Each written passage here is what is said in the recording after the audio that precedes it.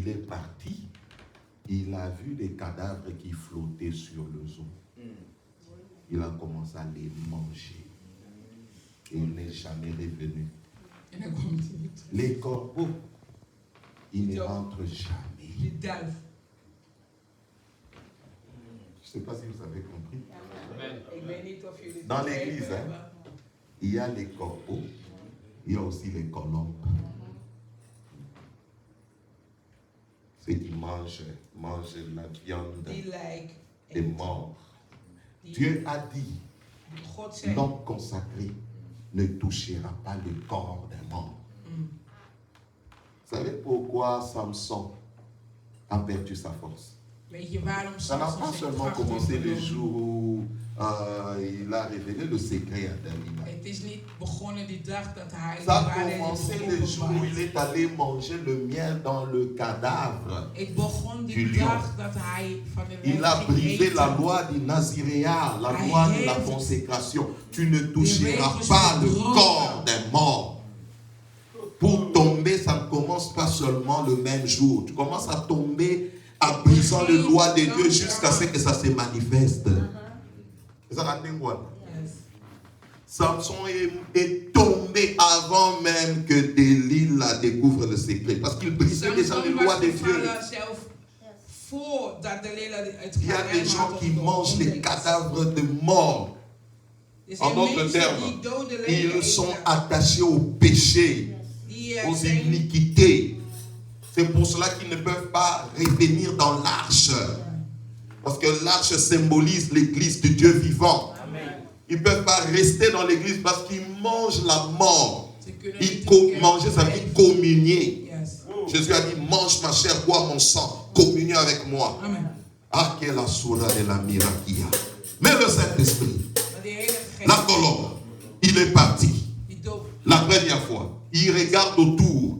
Il ne voit que des cadavres, il voit les abîmes de eau. Au lieu de manger, parce que lui, c'est l'esprit de la sainteté. Il rentre dans l'arche de l'alliance. Il rentre dans l'arche de l'alliance. Dieu nous a envoyés dans le monde. Nous allons rencontrer des compromissions, l'iniquité, la rébellion. Mais Dieu nous demande de nous sanctifier. Je vais arriver là. Le grand message de tous les temps. Les messages des vrais prophètes de Dieu. La colombe rentre. Mais après 7 jours, qui est le signe de la plénitude, il le renvoie encore. Il part. Il revient. Cette fois-ci, il revient avec une branche d'olivier. Je vais parler de ça. Une branche d'olivier dans son bec. Pourquoi? Parce que l'olivier, sur le plan prophétique,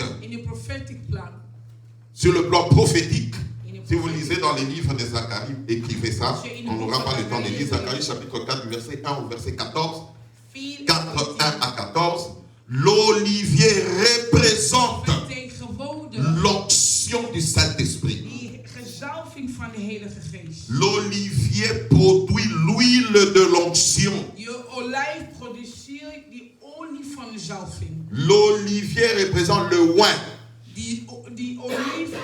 Le Saint-Esprit va sortir, il va ramener le signe de l'onction.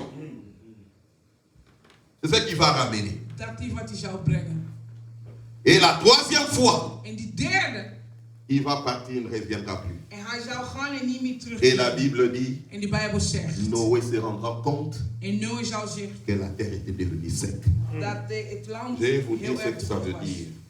C'est une grande prophétie. Le Saint-Esprit est venu 2 fois. La première fois, il était venu sur le zoo de la Bible. Genèse chapitre 1, le verset 2. Le Saint-Esprit mouvait au-dessus de zoo. bewoog boven het water. La deuxième fois, De tweede keer. il est descendu sur le Christ, le véritable olivier de Dieu, le roi de l'Éternel. La troisième fois, De derde keer. il partira avec l'église, il ne reviendra. Zal de kerk. C'est ce